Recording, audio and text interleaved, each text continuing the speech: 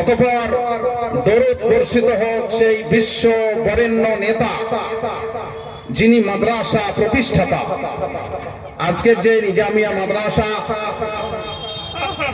যে মাদ্রাসার জন্য আজকে আমরা জালসায় এসে বসে আছি, পুলিন্দা মাদ্রাসা, সলেরাঙ্গা মাদ্রাসা, ভাত্তা মাদ্রাসা, পৃথিবীতে অনেক মাদ্রাসা আমরা লক্ষ্য করি। মাদ্রাসার মূলে যেটা আল্লাহ রসুলের যুগের মাদ্রাসা আহলে সুফা, যে মাদ্রাসা দিয়ে আল্লাহ রসুল শুরু করেছিলেন, সেই মাদ্রাসার শাখা হচ্ছে পুলিন্দা মাদ্রাসা। মাদ্রাসা শিক্ষা দিয়েই সারা পৃথিবীতে তিনি শান্তি ফিরিয়ে নিয়ে এসেছিলেন। যখন চলছিল চুরি, ডাকাতি, মারামারি, কাটাকাটি, ফাটাফাটি, লাঠালাঠি, গুন্ডামি, ভণ্ডামি, সুদ, জুয়া, সঙ্গীত, সমস্যা, শোষণ, পীড়ন, ধর্ষণ, অপহরণ, স্বৈরাচারী, কালোবাজারি, 2 নম্বরি, অত্যাচার, অনাচার, চিটারি, ধাপ্পাবাজি, সন্ত্রাসবাদের বাজার রমরমিয়ে চলছিল। মাদ্রাসা শিক্ষার মাধ্যমে বিশ্বনবী সাল্লাল্লাহু আলাইহি ওয়াসাল্লাম যারা ছিল চোর, যারা ছিল ডাকাত, যারা ছিল সন্ত্রাসবাদের নায়ক, তাদেরকে তিনি বানিয়েছিলেন শান্তির পাহারাদার।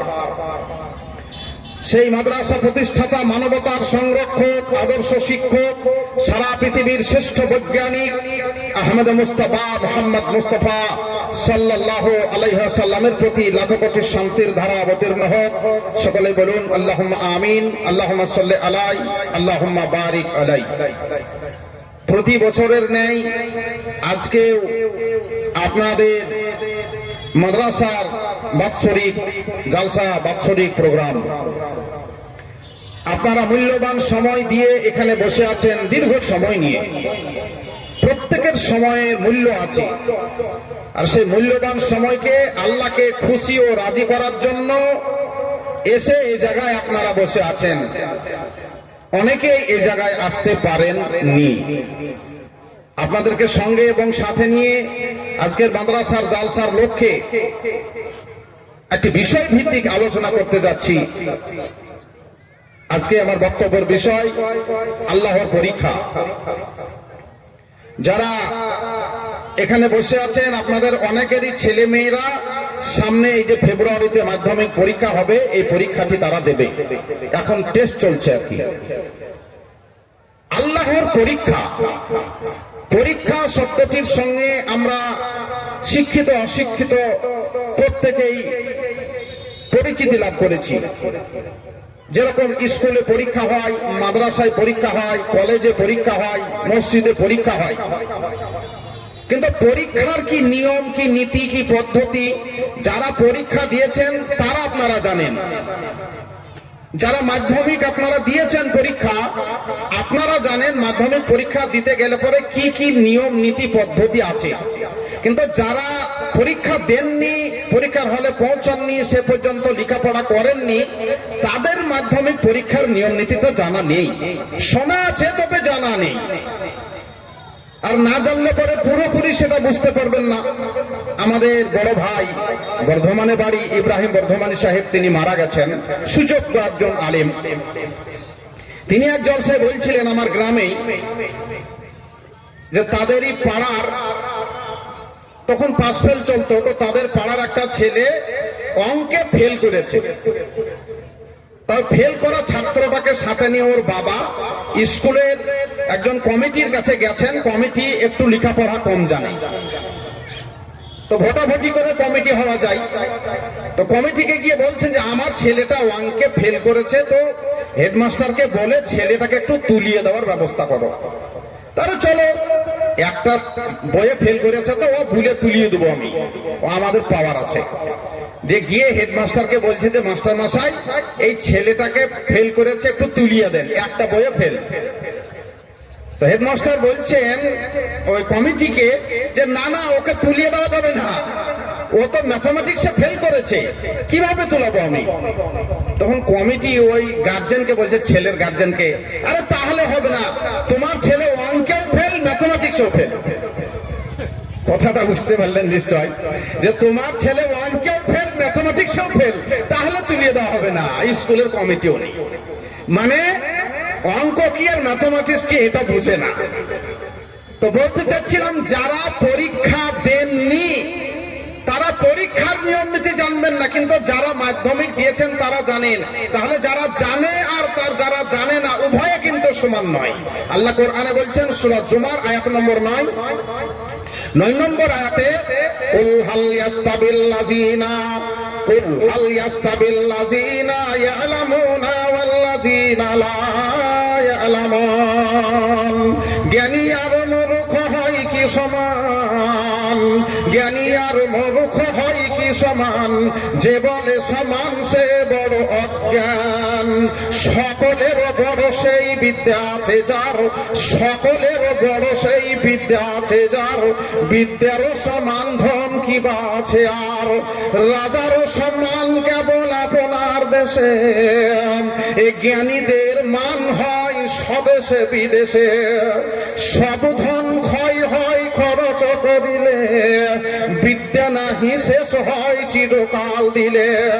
চোরে না করিতে পারে বিদ্যা ধন চুরি, যতই দানিবে তাহা তত যাবে বাড়ি। আল্লাহ বলছেন সূরা জুমারে, নবী আপনি বলুন, কুল আপনি ঘোষণা করে দিন, হাল ইয়াস্তাবিল্লাযিনা ওয়াল্লাযিনা লা ইয়ালামুন। যারা জানে আর যারা জানে না তারা দুজনেই কি সমান? কখনোই নয়। জানা আর অজানা ব্যক্তি দুজনের সমান নয়। ভাই, আমি আলোচনা করছিলাম আল্লাহর পরীক্ষা নিয়ে, খুব শর্টকাট, মাদ্রাসার দায়িত্ব আছে আমার উপরে। পরীক্ষা কাকে বলে এ নিয়ে কথা বলছিলাম। তো পরীক্ষার নিয়মটা আমি 1 মিনিটে আপনাদের শুনিয়ে দিই, যে মাধ্যমিক পরীক্ষা দিতে গেলে পরে কি কি নিয়ম, কি পদ্ধতি, কি নিয়ম থাকে সেটা। যারা দিয়েছেন তাদের তো জল খাবার আপনারা সবকিছু জানছেন, কিন্তু যারা দেননি তাদের জন্য আর যারা দিয়েছেন তাদের জন্য, জানা অজানা সকলের জন্য একবার পরীক্ষার নিয়মটা আমি 1 মিনিটে জানিয়ে দিই। আমার আজকের বক্তব্যটা যাতে আপনাদের পানির মতো পরিষ্কার হয়ে যায়, খুব সহজ সরল ভাবে যাতে করে আপনারা বুঝতে পারেন। পরীক্ষার নিয়ম মাধ্যমিকের মোটামুটি ভাবে 7টা জিনিসের প্রয়োজন হয়। 1 নম্বর, পরীক্ষক যিনি পরীক্ষা নেবেন, পরীক্ষার্থী যারা পরীক্ষা দেবে, পরীক্ষার সেন্টার, পরীক্ষার গার্ড, পরীক্ষার প্রশ্নপত্র, আর আপনার পরীক্ষার রেজাল্টের ময়দান, পরীক্ষার সময়। 7টা জিনিসের প্রয়োজন হয় মাধ্যমিক পরীক্ষা দিতে গেলে মোটামুটি। আল্লাহ রাব্বুল আলামিনকে পরীক্ষা দিতে গেলে পরে 7টা জিনিসের প্রয়োজন, তা আপনারা লক্ষ্য করতে পারবেন। যেরকম আল্লাহকে, আল্লাহর পরীক্ষায়, আজকে আমার বক্তব্যের বিষয় আল্লাহর পরীক্ষা, তো আল্লাহর পরীক্ষাতেও 7টা জিনিস আপনারা লক্ষ্য করুন। 1 নম্বর হচ্ছে পরীক্ষক আমাদের আল্লাহ, পরীক্ষার্থী সারা পৃথিবীর নর এবং নারী, পরীক্ষার সেন্টার সারা পৃথিবী, পরীক্ষার গার্ড ঘাড়ের 2 জন ফেরেশতা, পরীক্ষার প্রশ্নপত্র পবিত্র কোরআন এবং হাদিস, পরীক্ষার সময় সাবালক ও সাবালিকা থেকে শুরু করে মৃত্যু পর্যন্ত, আর পরীক্ষার রেজাল্ট কবরে গিয়ে অপেক্ষা করার পর কিয়ামতের ময়দান, সেটা হচ্ছে রেজাল্টের ময়দান। এবার আসুন, যুক্তি নয়, আপনাদের সামনে এবার দলিল পেশ করি কোরআন থেকে। মহান আল্লাহ তাআলা বলছেন সূরা মুলকের 2 নম্বর আয়াত, আল্লাযী খালাকাল মাউতা ওয়াল হায়াতা লিয়াবলুয়াকুম আইয়ুকুম আহসানু আমালা।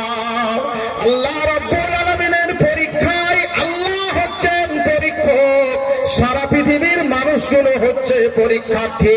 আল্লাহ বলছেন আল্লাযী খালাকাল মাউতা ওয়াল হায়াতা, সারা পৃথিবীবাসী শোনো, আমি আল্লাহ তোমাদের জীবন এবং মরণের স্রষ্টা। আল্লাহ তাআলা মানুষের জীবন এবং মরণ সৃষ্টি করেছেন লিয়াবলুয়াকুম আইয়ুকুম আহসানু আমালা। আল্লাহ বলছেন লিয়াবলুয়াকুম, তোমাদের পরীক্ষা করার জন্য দুনিয়ার জীবন আমি আল্লাহ পাক তোমাদের দান করেছি। আইয়ুকুম আহসানু আমালা, তোমাদের ভিতরে আমলের দিক দিয়ে, কর্মের দিক দিয়ে কে সর্বোত্তম, এটা পরীক্ষা করার জন্য দুনিয়া জীবন আমি তোমাদেরকে দিয়েছি।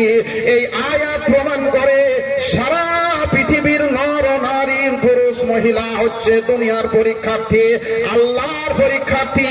আল্লাহ হচ্ছেন পরীক্ষক, আল্লাহ আমাদের পরীক্ষা নিচ্ছেন। বন্ধুগণ আমার, আল্লাহ আমাদেরকে দুনিয়াতে কাউকে সুশ্রী করে, কাউকে কুশ্রী করে, কাউকে নর করে, কাউকে নারী করে, কাউকে পূর্ণাঙ্গ করে, কাউকে বিকলাঙ্গ করে দুনিয়ার জীবন দান করেছেন। কাউকে গাড়ি বাড়ির মালিক করে, ধনী করে, মালদার করে দুনিয়ার জীবন দান করেছেন। ওই ধনী কয়েকটা বাড়ির মালিক, ওই ধনী কয়েকটা ব্যবসা প্রতিষ্ঠানের মালিক, ওই ধনী কয়েকটা গাড়ির মালিক, আমার আল্লাহ পাক তাকে মালিকানা দিয়েছেন দুনিয়ার। আমার আল্লাহ বলছেন লিয়াবলুয়াকুম, পরীক্ষা করার জন্য দুনিয়ার জীবন। অর্থাৎ ওই ধনী ব্যক্তি ব্যবসার মালিক হয়ে, গাড়ি বাড়ির মালিক হয়ে, মালদার হয়ে কর্মচারীদের সঙ্গে সে কিরূপ ব্যবহার করে, পাড়া প্রতিবেশীর সঙ্গে অহংকার করে চলে না ভালো ব্যবহার করে, আত্মীয় স্বজনের সঙ্গে পরিচয় দেয় না, বড় লোক হয়ে গেছে বলে ভুলে যায় নিজের আত্মীয়দের পরিচয় দেয় না, সে কেমন করে চলে যে আল্লাহ তাকে মালিকানা দিয়েছেন। ওই দুনিয়ার ওই গোলাম, ধনী গোলাম, আল্লাহ মালিককে সে কতটা মানে, আল্লাহর আদেশ নিষেধ কতটা মেনে চলে। লিয়াবলুয়াকুম আইয়ুকুম আহসানু আমালা, আমার আল্লাহ বলছেন ওইটা পরীক্ষা করার জন্য দুনিয়ার জীবন আমি আল্লাহ দিয়েছি। আল্লাহ কাউকে গরিব করে, অর্থের অভাব দিয়ে, অনটন দিয়ে দুনিয়ার মাটিতে পাঠিয়েছেন। এমন লোক এখানে আছেন টোটো চালিয়ে খায়, ভ্যান চালিয়ে খায়, রিক্সা চালিয়ে খায়, সারাদিন খেটে একটা রাজমিস্ত্রির লেবার সে 400 টাকা পায়। এত গরিবী হালাত, এত তার দুঃখের জীবন। সারাদিন খেটে এসে 400 টাকা নিয়ে আসে, তার আব্বা তার মা তার কাছে থাকে, বৃদ্ধ বৃদ্ধা আব্বা আম্মা, তাদেরকে খেতে পড়তে দিতে হয়। তারপরে তার বাড়িতে একটা বাচ্চা আছে, হ্যান্ডিক্যাপ ছেলে, তার অসুস্থতা, একটা হ্যান্ডিক্যাপ ছেলে আল্লাহ তাকে দিয়েছেন। আর গরিবী হালাত, তার স্ত্রীর আপনার হাঁপের রোগ আছে, তার স্ত্রীর জন্য প্রতিদিন একটা করে অ্যালার্জিক ট্যাবলেট লাগে। অ্যালার্জির ট্যাবলেটের মন্টেলিকাস যেটা মন্টেক এলসি, ওই ট্যাবলেটটার একটা ট্যাবলেটের দাম 25 টাকা। প্রতিদিন তার স্ত্রীকে ঠান্ডা লাগার জন্য, এই অ্যালার্জির জন্য খাওয়াতে হয় কত গরিবী হালাতে, এভাবে তাকে দিনপাত করতে হয়। আমার আল্লাহ বলছেন ওই দারিদ্র হালাতে ওই ব্যক্তি আল্লাহকে কতটা মানে। কারো একটা ট্যাং দেয়নি আল্লাহ, কাউকে আপনার খোঁড়া করে, বিকলাঙ্গ করে দুনিয়ার জীবন দিয়েছেন। কারো বা দুটো চক্ষু কেড়ে নিয়ে, কারো বা একটা চক্ষু করে নিয়ে দুনিয়ার জীবন দিয়েছেন আমার আল্লাহ পাক। আমার আল্লাহ বলছেন লিয়াবলুয়াকুম আইয়ুকুম আহসানু আমালা, ধনী ধন পেয়ে, মালি মাল পেয়ে, গরিব মাল না পেয়ে, সুন্দর কেউ বডি পেয়ে, আবার কেউ অন্ধত্বর জীবন পেয়ে আমার প্রতি সে কতটা শুকরিয়া আদায় করছে, কি কি তারা ইবাদত করছে। আইয়ুকুম আহসানু আমালা, আমি তোমাদেরকে পরীক্ষা করার জন্য এ দুনিয়ার জীবন দান করেছি। কে তোমাদের ভিতরে কর্মের সর্বোত্তম তা পরীক্ষা করার জন্য।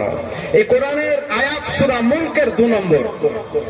এই আয়াত প্রমাণ করে সারা পৃথিবীর নর আর নারী আল্লাহকে পরীক্ষা দিচ্ছেন।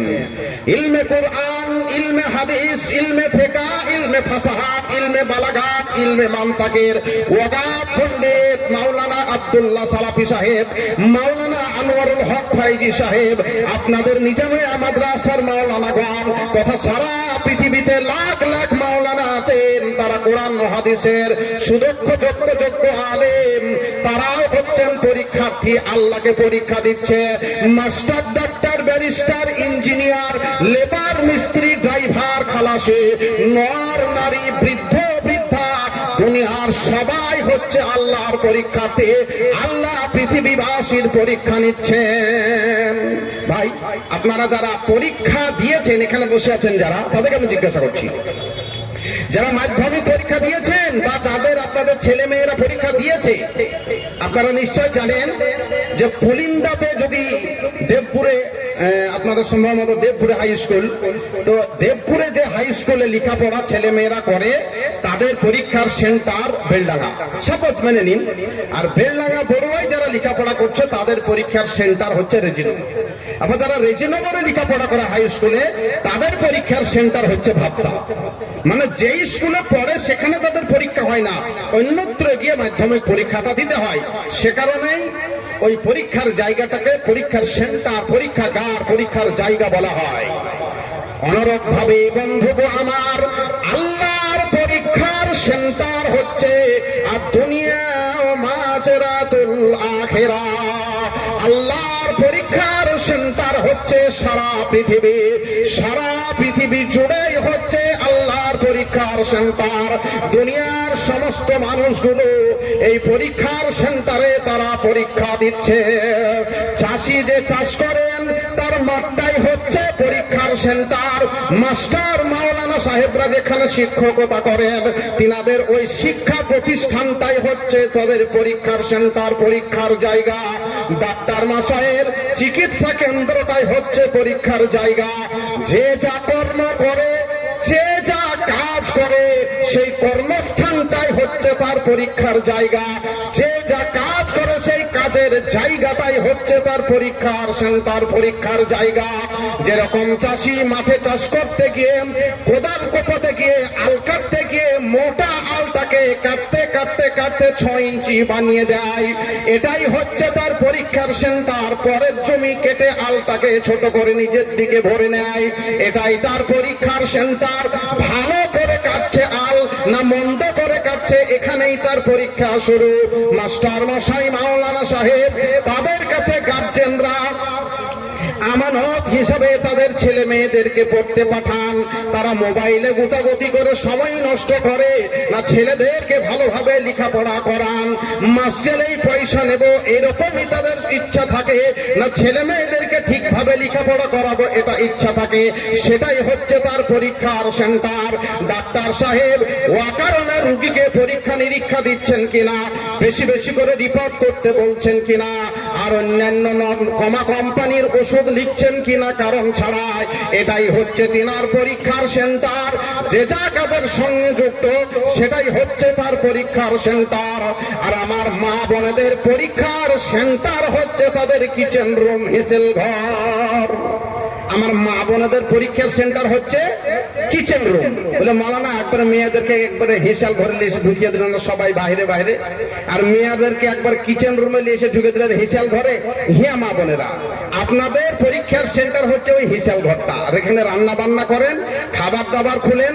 অনেক শাশুড়ি আছে বৌমাকে 10 বছর ধরে মাছের শুধু ভাত খুলতে যে রান্নার টাইমে মাছের শুধু পেছন দিকটা দেয়। 10 বছর ধরে ওই ভাগ করতে গিয়ে আর আগে পায় না বউটা, শুধু মাছের পেছন দিক মানে লেজটা দেয়, মাথাটাও পায় না, মিডিলটাও পায় না। 10 বছর ধরে 75% কাজ করে বাড়ি, কিন্তু খাবার টাইমে 25% পায়। আর অনেক শাশুড়ি আছে আমাদের রাঢ় এলাকায় বলে বাসি ভাত, ভিজা ভাত বলে ওই 4টি ভাত আর বেশি করে ভাতের পানিটাকে আমরা আমানি বলি, তো এই আমানি বেশি করে খাও, খেয়ে পেট ঠান্ডা করে শুয়ে পড়ো। মানে ভাতও বেশি করে দেয় না। সব শাশুড়ির জন্য বলিনি, মামার বোনেরা, এটা আপনার পরীক্ষার সেন্টার। বৌমাকে যারা এভাবে কষ্ট দেন, আলা কুল্লুকুম রাইন ওয়া কুল্লুকুম মাসউলুন আর রাইয়াতিহি, মুসলিমের হাদিস।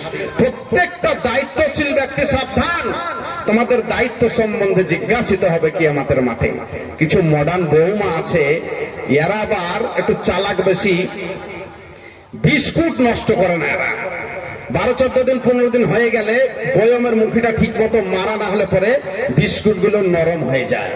তা দেখছে এই বিস্কুট আবার ফেলে দেবো, দামি জিনিস, পয়সা নষ্ট করব। ওই নরম বিস্কুটটা যখন শ্বশুর শাশুড়ি নরম হয়ে যায়, নরম শ্বশুর শাশুড়ি গরম বৌমার কাছে থাকে, আর গরম বৌমার নরম বিস্কুট শ্বশুর শাশুড়িকেই দেয়। এটা আবার নষ্ট করব। তো নরম বিস্কুট বেচারি শ্বশুর শাশুড়ির দাঁতও নাই, মুখে দিয়েছে, আর যেমন মুখে দিয়েছে ভিতরে তালুতে বিস্কুটটা লেগে গেছে। ওই রাজমিস্ত্রির এভাবে মশলা মারে না সিলিং এ, তো মশলা মারা করে তলায় যে সিলিং এ যেরকম মশলা সেট হয়ে যায়, তো শ্বশুর শাশুড়ির তলাতে যে নরম বিস্কুটটা সেট হয়ে যায়, তখন ওই ছেনি মারতে হয়, মানে আঙুল দিয়ে নামাতে হয় ওকে, ওর নামতে চায় না। এরকম করবে না বাবা বৌমা, তুমি একদিন শাশুড়ি হবা, ঘুষি পুড়ে আর গোবর হাসে ওয়া করা হবে না। আলা কুল্লুকুম রাইন ওয়া কুল্লুকুম মাসউলুন আর রাইয়াতিহি। পরীক্ষার সেন্টারে প্রত্যেকটা দায়িত্বশীল ব্যক্তি তোমরা সাবধান হয়ে যাও। আল্লাহর রাসূল বলছেন তোমাদের প্রত্যেকে তোমাদের দায়িত্ব সম্বন্ধে জিজ্ঞাসিত হবে। খোঁজ দেখবেন দুধে পানি দেয়, এরা রোদ দেয়, এমনি করে আপনার বিভিন্ন ধরনের কেমিক্যাল দিয়ে দুধটাকে বিষ তৈরি করে ফেলে। মুদিখানার দোকানে সেখানেও ভেজাল, দোকানে আপনার বিভিন্ন ধরনের সরিষার তেলে ভেজাল দিয়ে ভেজাল সরিষার তেল বিক্রি করা হয়। এমনি করে দেখবেন সবজিতে রং দিয়ে সবজিটাকে বিক্রি করা হয়। এমনি করে আপনার দেখবেন ফলমূলে সেখানেও বিভিন্ন ধরনের আপনার কেমিক্যাল ব্যবহার করে বিষক্রিয়া হয়ে যায় সেই ফলগুলো। কবি বলছেন এ ভেজালের যুগ চলেছে রে ভাই, এ ভেজালের যুগ চলেছে রে ভাই, যেথায় ফেরাবে চোখ। ভেজালে ভেজালে দেশ যে গেল ক্রূর হাসে বঞ্চক। ধানে চালে ঘিতে ভেজাল, ভেজাল সরিষার তেলে। রসগোল্লাটুকু কিনে খেতে গেলে আজ ছানাটুকু নাহি মিলে। ধর্মে ভেজাল, কর্মে ভেজাল, ভেজাল পুঁথির পাতা। ওষুধের মাঝে মিশিল ভেজাল, ঘুরিল জ্ঞানীর মাথা। সাহিত্যিক ভাই গল্পে ভেজাল মুখরিত করে যায়, গোয়ালা গোপনে দুধ চুরি করে পাচ্ছে ভেজাল দই। নকল বক্তা আর তোতা পাখি বক্তা, ভেজাল বচনে তারা অশিক্ষিত ওই নরনারীদের করছে ঈমান হারা। এমন করিয়া আর কতকাল ভেজাল চলিবে বলি, তাই বলি ভাই এসরে সবাই সত্যকে বুকে ধরি। কেমিক্যাল দেখে ভেবো না ঘোষণা, কোষ্ঠী পাথর কেন, যাচাইয়ে হইলে প্রমাণ সত্য তবে ঈমান। আল্লাহ ও রাসূলের হাদিস ও কোরআন যেন সেই দর্পণ, সম্মুখে রাখিলে আসল নকলে মিলিবে গো দর্শন। পরীক্ষার সেন্টারে শুধু পরীক্ষার সেন্টারটাই থাকে না, হল থাকে না। যারা পরীক্ষা দিয়েছেন রীতিমতো গাছ সেখানে থাকে। নকল করে লিখছে না আসল করে লিখছে, বাড়ি থেকে টুকনি করে এসে লিখে নিয়ে এসেছে যে লিখছে, বই দেখে লিখছে না পায়ে কলমে লিখে নিয়েছে, পা দেখে দেখে হাতে করে কাদায় লিখছে, এগুলো দেখে। আল্লাহ রাব্বুল আলামিনের পক্ষ থেকে প্রত্যেকটা পৃথিবীর যারা পরীক্ষার্থী আছে, পৃথিবীর প্রত্যেকটা প্রার্থীর ঘাড়ে, পৃথিবীর প্রত্যেকটা পরীক্ষার্থীর ঘাড়ে আল্লাহ রাব্বুল আলামিন দুইজন করে ফেরেশতা বসিয়ে রেখেছেন গার্ড হিসাবে। আল্লাহ কোরআনের সূরা কাফের 17 এবং 18 নম্বর আয়াতে বলছেন ইযিয়া তালাক্কাল মুতালাক্কিয়ানি আনিল ইয়ামিনি ওয়া আনিশ শিমালি কঈদ মা ইয়ালফিজু মিন কাউলিন ইল্লা লাদাইহি রাকীবুন আতীদ। আল্লাহ বলছেন দুইজন লেখক মানুষ যা যা কাজ করে সেগুলোকে ততক্ষণাৎ তারা লিখে নেয়। আনিল ইয়ামিনি ওয়া আনিশ শিমালি কঈদ, একজন ডান দিকে বসে আছেন ফেরেশতা, আর একজন ফেরেশতা বাম দিকে বসে আছেন। আপনার জীবনের খুঁটিনাটি আল্লাহর ওই গার্ড ফেরেশতা সবগুলো তারা লিখছেন। যারা ভালো কাজ করে তাদের গায়ে ডান দিকের ফেরেশতা লিখে, যারা খারাপ কাজ করে গুনার কাজ করে বাম দিকের ফেরেশতা লেখে। মা ইয়ালফিজু মিন কাউলিন, মানুষের মুখ দিয়ে যা কথা বেরিয়ে যায়, যে কথা বেরিয়ে যায়, মা মানে যা, যা কথা যে কথা মানুষের মুখ দিয়ে বেরিয়ে যায় তৎপর পর্যবেক্ষক তার নিকটেই রয়েছে, যা বলে সেটাকেই লিখে নেওয়া হয়। খুব শর্টকাট ছেড়ে দিই, মাদ্রাসার কাজে আমাকে আগাতে হবে, আর কয়েকটা মিনিট খুব তাড়াতাড়ি আমি আমার বক্তব্য এগিয়ে নিয়ে যাচ্ছি।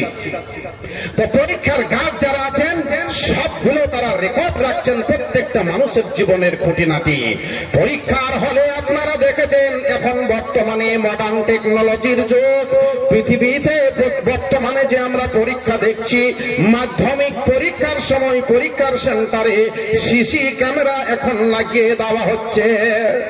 মাধ্যমিক পরীক্ষার সেন্টারে শুধু গার্ড দিয়ে শেষ কথা নয়, সিসি ক্যামেরাও লাগানো হচ্ছে। এটা আমিও জানি, আপনারাও জানেন। এখন শুধু পরীক্ষার সেন্টারে গার্ডে আপনার সিসি ক্যামেরা লাগা হয় এটা নয়, বালি পাথর রাস্তায় পড়ে থাকে ওখানেও আপনার দেখবেন সিসি ক্যামেরা লাগা আছে। আপনি জানেন এখান থেকে পুলিন্দায় আপনার সারগাছি যাওয়ার মধ্যেই কোনো না কোনো ওই বালি পাথর যেখানে বিক্রি হয় দেখবেন তার দোকানে ক্যামেরা লাগানো, বালি পাথর যেখানে কুকুরেও পেশাব ফিরে দেয় হয়তো রাত্রে, সেখানেও ক্যামেরা লাগানো আছে। এখন অধিকাংশ জায়গাতেই ক্যামেরা, কয়েকশো চায়ের দোকানে আপনি দেখবেন সিসি ক্যামেরা লাগা আছে। সব জায়গা প্রায় জায়গাতেই ক্যামেরা লেগে গেছে, শুধু এক জায়গাতে বাকি আছে, সেটা হচ্ছে ওই বাথরুমে লাগানো হয়নি এখনো। বাকি অধিকাংশ জায়গাতে সিসি ক্যামেরা লেগে গেছে। আল্লাহ রাব্বুল আলামিন আপনার জন্মের আগে তিনি জমিনে সিসি ক্যামেরা লাগিয়ে রেখেছেন। যিনি সিসি ক্যামেরার কারিগর, ওই কারিগরের জন্মের আগেই আল্লাহ দুনিয়াতে জমিনে তিনি সিসি ক্যামেরা লাগিয়ে রেখেছেন। চলুন দলিল দিয়ে আপনাকে কোরআন থেকে। ইয়াউমাইযিন তুহাদ্দিসু আখবারাহা বিআন্না রাব্বাকা আওহা লাহা। আমার আল্লাহ বলছেন এই জমিন সবকিছু রেকর্ড রাখছে কিয়ামতের মাঠে। ইয়াউমাইযিন মানে রেজাল্টের দিন, কিয়ামতের দিন। তুহাদ্দিসু আখবারাহা, এই জমিন এই পৃথিবী তার বৃত্তান্ত তার সবকিছু আল্লাহকে খুলে খুলে বলে দিবে। আল্লাহ বলছেন বিআন্না রাব্বাকা, ও নবী গো ও নবী গো, তোমার আল্লাহ জমিনকে বলবেন, পারমিশন দিবেন, বলো জমিন, বলো পৃথিবী, তোমার পিঠে কি কি ঘটনা হয়েছে। তুহাদ্দিসু আখবারাহা, জমিন সেই দিন আল্লাহকে নারী নক্ষত্র খুঁটি নাটি এ টু জেড সরিষা পরিমাণ পর্যন্ত ভালো মন্দ সবগুলো আল্লাহকে খুলে খুলে বলে দিবে।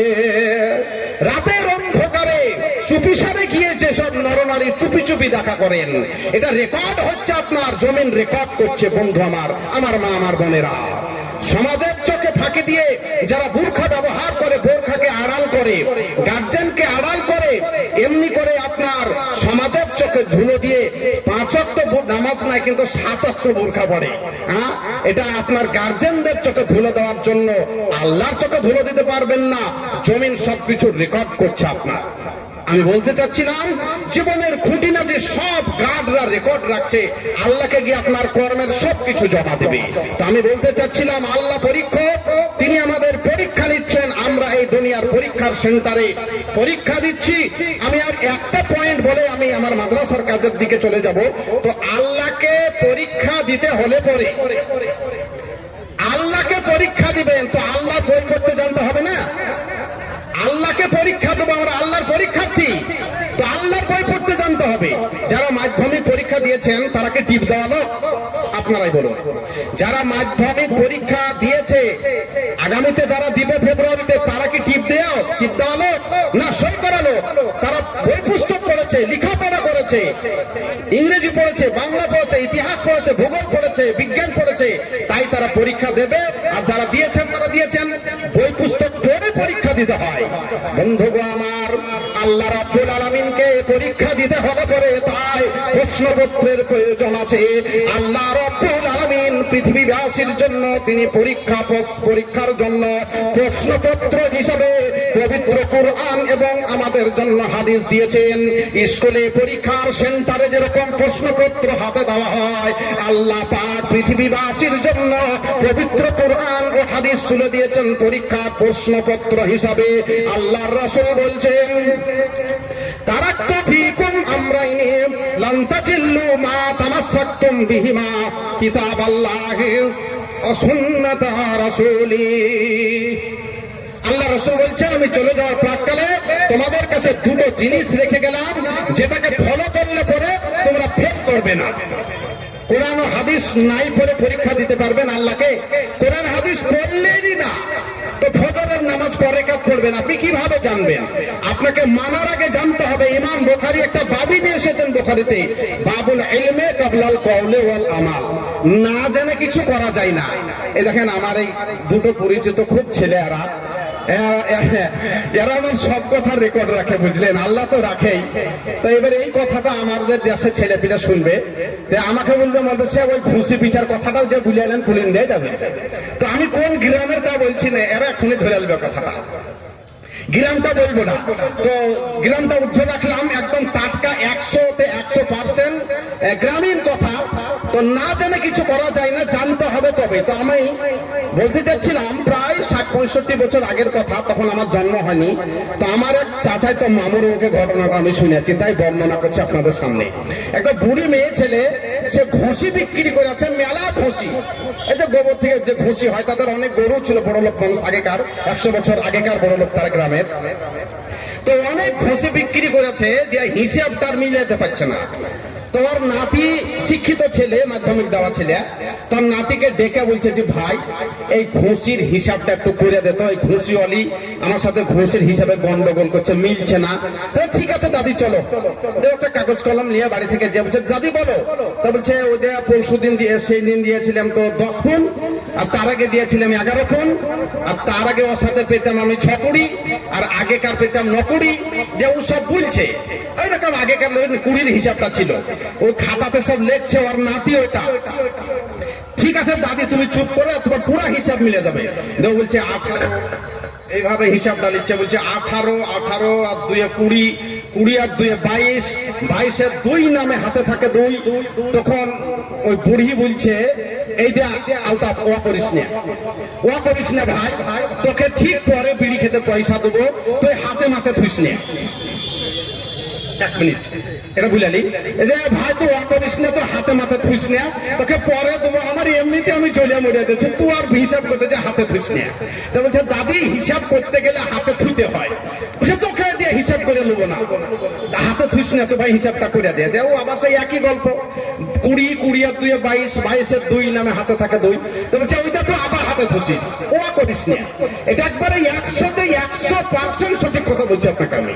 তো হিসাব করতে গেলে 22-এর 2 তো নামবে, আর হাতে 2 তো থাকবে, কিন্তু ওর ওই যোগফলের ব্যাপারটা জানা নেই ওই মহিলার। তো আমি বলতে চাচ্ছিলাম যদি না জানেন তো আল্লাহকে পরীক্ষা দিবেন কি করে? এ কারণেই আল্লাহর রাসূল সাল্লাল্লাহু আলাইহি ওয়াসাল্লাম বলছেন তলাবুল ইলমি ফারিজাতুন আলা কুল্লি মুসলিমিন, সারা পৃথিবীর প্রত্যেকটা মুসলিম নরনারীর জন্য কোরআন ও হাদিসের ইলম অর্জন করা এক অপরিহার্য কর্তব্য। কোরআন ও হাদিসের জ্ঞান অর্জন করা প্রত্যেকটা নরনারীর জন্য অপরিহার্য কর্তব্য। তো এই অপরিহার্য কর্তব্যটা শুধু 7 বছরের ছেলে মেয়ের উপরে আমরা চাপিয়ে দিয়ে ক্ষান্ত হয়ে গেছি, মানে তোরা মাদ্রাসায় যা, তোরা পড়গা, আমরা শিখবো না। না, এই তলাবুল ইলমে ফারিজাতুন আলা কুল্লি মুসলিমিন, এই হুকুম 7 বছরের বাচ্চার, 27 বছরের যুবকের, 70 বছরের বৃদ্ধর, 7 বছরের বাচ্চার, 27 বছরের যুবতীর, আর কি বলে আপনার 70 বছরের বৃদ্ধার, প্রত্যেকেরই দায়িত্ব ইলম অর্জন করা। 7 বছরের বাচ্চা বাচ্চারা যেরকম লেখাপড়া করবে, 27 বছরের আপনি যুবক, আপনারও কোরআন ও হাদিসের জ্ঞানের প্রয়োজন আছে। তার কারণ আপনি অনেকের টাকা ধার নিয়েছেন সংসার জীবন চালাতে গিয়ে, আজ থেকে 10 বছর আগে আপনি এখনো টাকা দেননি।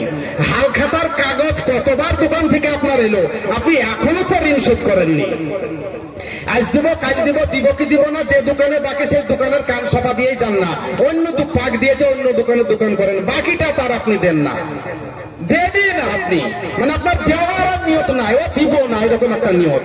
টাকা ধার নিয়ে অনেকেই দেয় না, মানে দেওয়ার নিয়তই নাই। তো আল্লাহ রাসূল বলছেন লাকিয়াল্লাহ ওয়া হুয়া সারিক, ওই যে টাকা নিয়ে দোকান বাকি নিয়ে দেয় না, দেওয়ার নিয়ত নাই, ও যত বড়ই আল্লাহ মাতো তাহার হোক, আর যত বড়ই নামাজি হোক, আর যতই ভালো কাজ করুক, আল্লাহর সামনে যে চোর হিসাবে উঠবে।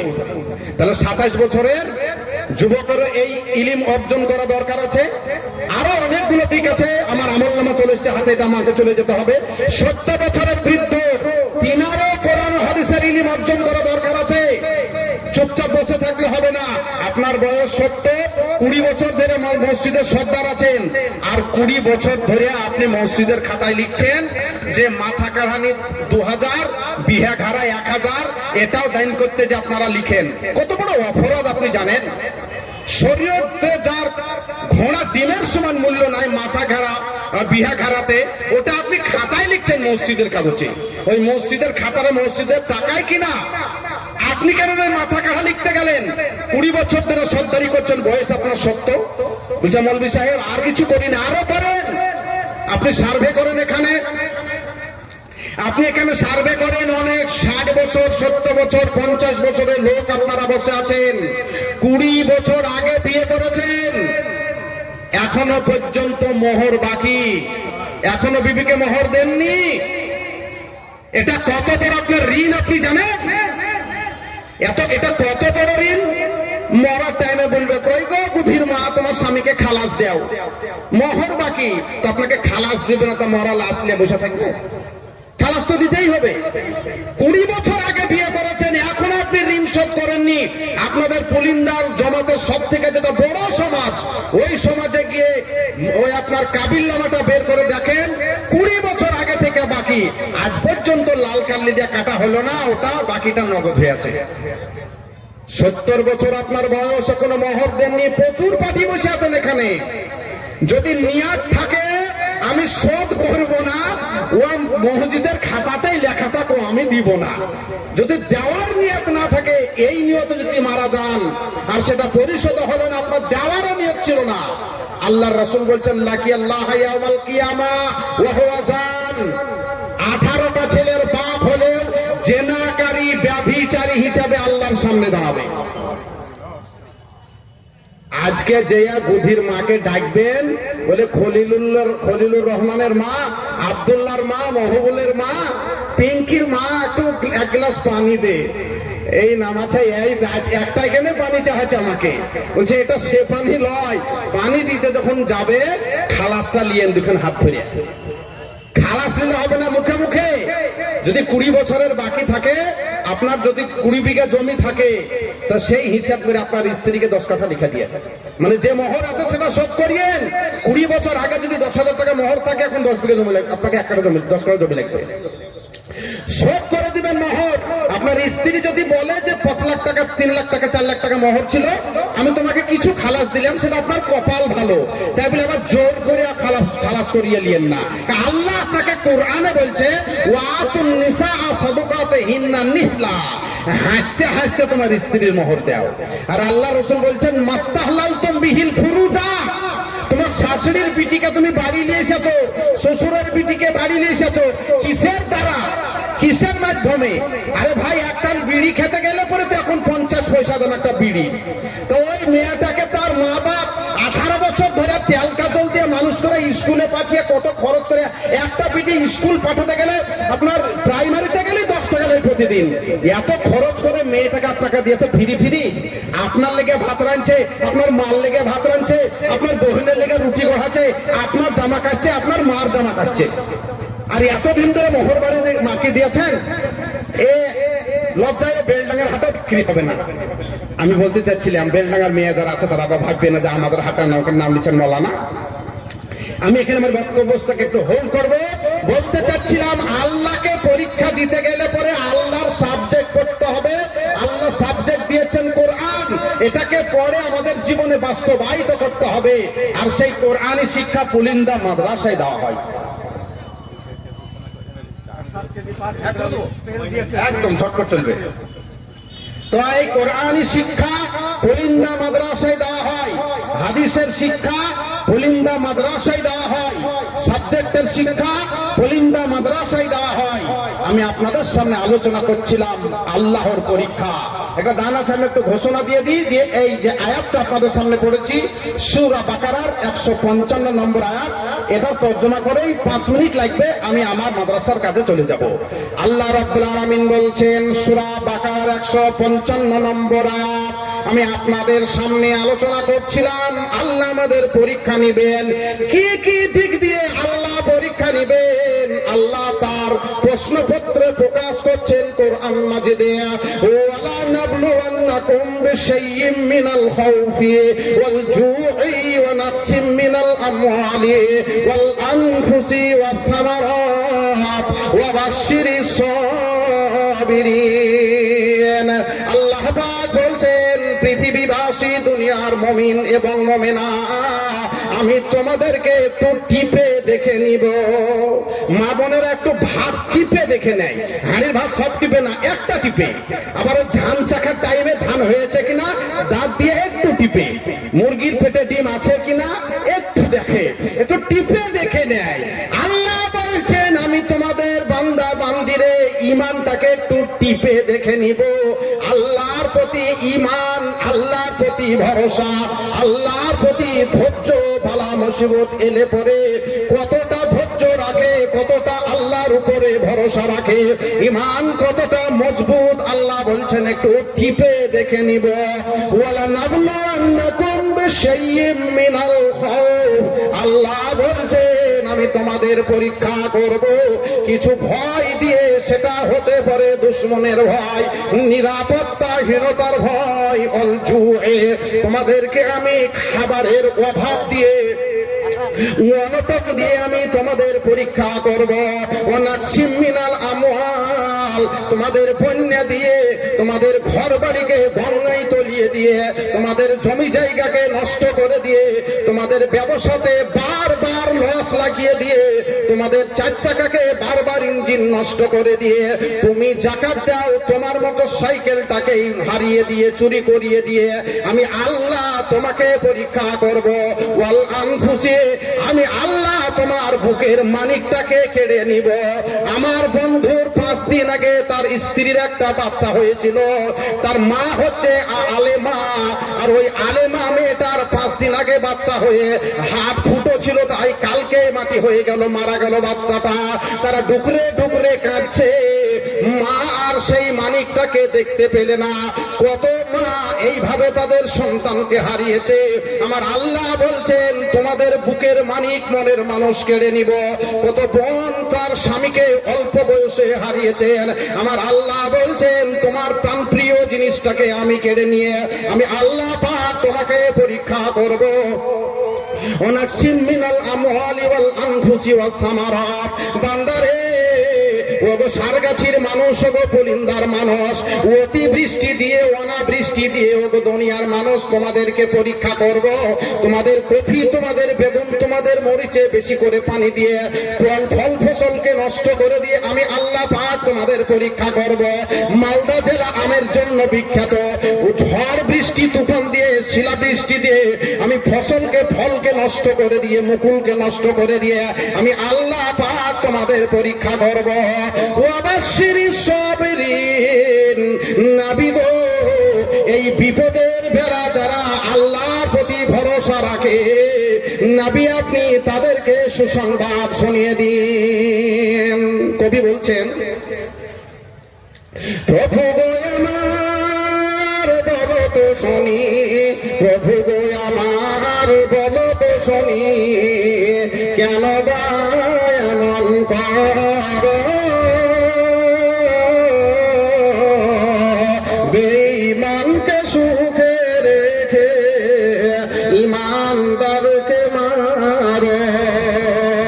প্রভু গো আমার বলো তো শুনি, কেন বা এমন করো। ভুলেও যারা তোমাকে ডাকে না, ভুলেও যারা তোমাকে ডাকে না, তাদের রেখেছো মহাসুখে। 5 বার আমি তোমায় ডেকে তবু যে রয়েছি দুঃখে। নিরাশ সাগরে ডুবে যাই আমি, আমার হাত দুখানি ধরো। প্রভু গো আমার বলো তো শুনি, প্রভু গো আমার বলো তো শুনি, কেন বা এমন করো। পরকালে দিবে তুমি মোদের, এ ঈমান রয়েছে বুকে। খালি হাতে এখন বসে আছি আমি, মরছি যে ধুকে ধুকে।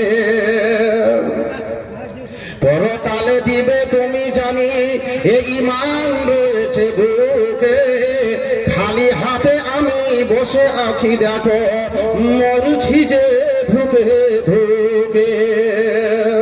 প্রভু গো আমার এ অধমের পরে একটু রহম করো।